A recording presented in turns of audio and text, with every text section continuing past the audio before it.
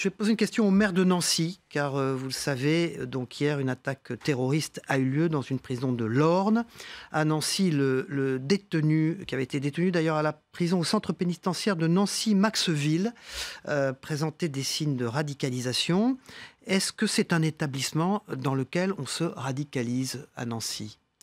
Alors, je pense que la question que vous posez, c'est une question récurrente, qui est de savoir s'il faut, dans le système pénitentiaire français, avoir des lieux réservés pour les personnes radicalisées, pour qu'elles ne puissent pas faire du prosélytisme, en fait. Voilà, recruter et rayonner autour d'elles. Ma question, c'est sur Nancy. Vous êtes maire de Nancy. Est-ce que vous y aviez eu, vous, des informations neuve, donc privilégiées là-dessus ? Elle est matériellement en bon état, si vous voulez. Elle n'est pas en surpopulation. C'est une prison qui est récente, qui a été livrée il y a une dizaine d'années. Donc, c'est une prison sur laquelle, évidemment, on a des problèmes d'effectifs, mais ça, c'est général en France. On sait tous que le nombre de gardiens, le personnel pour surveiller les détenus et pour globalement administrer la prison, on sait tous que le personnel n'est pas en effectif suffisant. En revanche, c'est une prison, je dirais, plutôt où la situation est plutôt maîtrisée. Vous n'aviez pas d'informations privilégiées non, ni sur ce on n'en a pas sur... ni sur le fait que la prison... ça, c'est un autre sujet que celui que vous évoquez. C'est le fait d'associer plus les maires au suivi des fichiers S et globalement du fichier S. Le gouvernement a dit qu'il le ferait, c'est oui, pas oui, le mais cas. c'est toujours pas fait. Oui. D'accord. Non, mais je veux dire, et je partage le point de vue du gouvernement. Il faut le faire. Ne serait-ce que parce qu'on recrute pour toute une série de services publics sensibles, dans le domaine éducatif, dans le domaine de l'action sociale. Je pense que les patrons d'exécutifs locaux doivent être associés au suivi de la chose, comme on est associé à la prévention de la délinquance, comme on est associé aux mesures de lutte d'anticipation et de prévention du terrorisme, et notamment de sécurisation.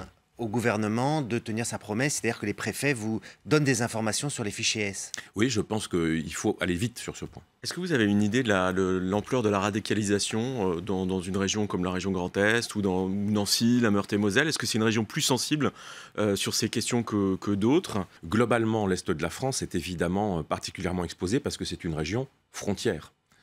Donc qu'on parle de la Moselle, des deux départements alsaciens, de la Meurthe-et-Moselle, c'est clair que parce que nous sommes une région de passage, évidemment qu'il y a des mouvements de radicalisation sûrement plus forts que dans d'autres régions intérieures, on va dire. Nous, on a en plus une particularité qui est d'être tourné vers l'Est, avec, vous le savez, les fameuses filières tchétchènes, qui créent une radicalisation mêlée à la criminalité. Est-ce que le mouvement radical va officiellement soutenir la liste d'Emmanuel Macron aux européennes ? Alors, effectivement, c'est le congrès du choix européen, vous avez raison, que le congrès radical du 9 mars. Le débat, il est très simple. Le président a publié une tribune. Je pense sincèrement que les radicaux se retrouvent dans la tribune. Voilà. À la fois le constat, qui est de dire que l'Europe est dans une situation historique périlleuse, avec la montée du populisme dans tous les pays, le même péril que celui qu'on a connu après la chute du mur, où il a fallu réinventer quelque chose. Et puis les orientations qu'il trace, qui sont quand même dans le prolongement de son discours de la Sorbonne, mais avec des choses plus concrètes, sont des orientations qu'on peut partager. Le vrai débat, en fait, entre le mouvement radical et En Marche, c'est de savoir dans quel état d'esprit on est sur cette élection. Soit on fait une élection pour l'Europe, et je dirais par l'Europe. Et on dit on parle d'Europe, il y a un projet européen, la liste rassemble des Européens, et on peut avoir des positions nationales différentes, mais être rassemblés sur l'Europe parce qu'elle le mérite, surtout dans cette situation historique. C'est la position radicale, et c'est la position, en tout cas à titre personnel, que je défends depuis le mois de septembre déjà. Et là, il y a de la place pour une liste de rassemblement.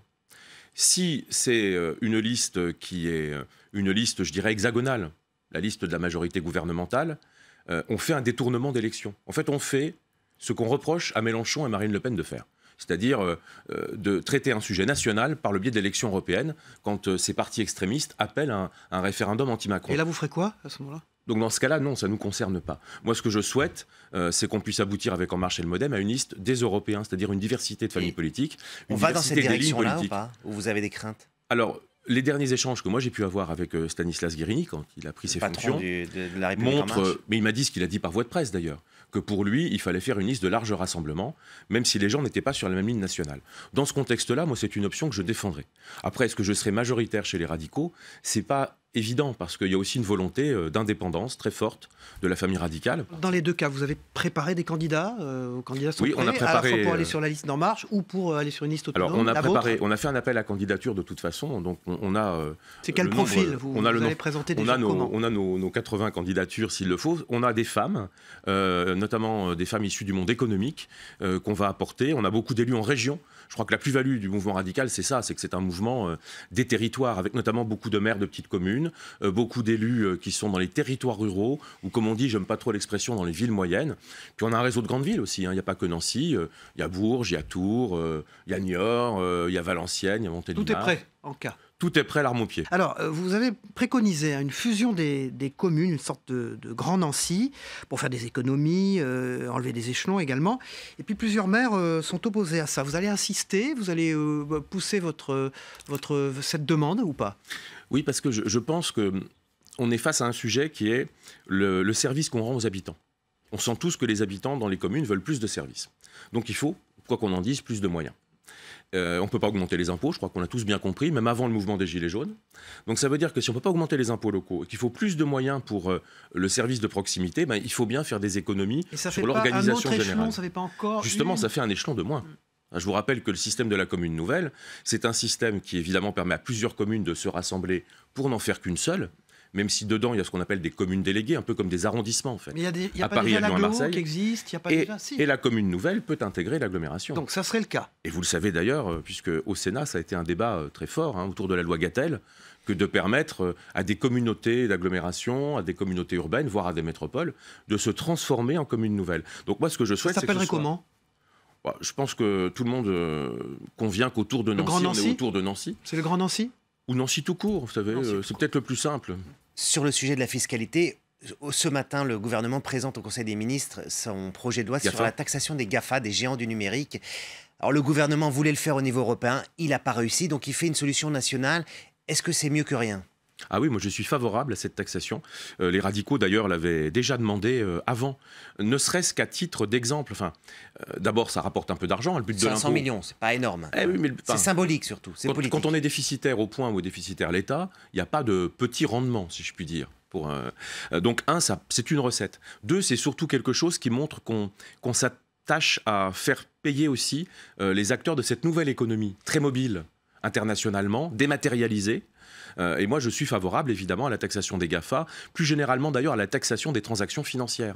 Laurent Hénart, Rachida Dati a renoncé à un nouveau mandat aux élections européennes pour se consacrer à Paris.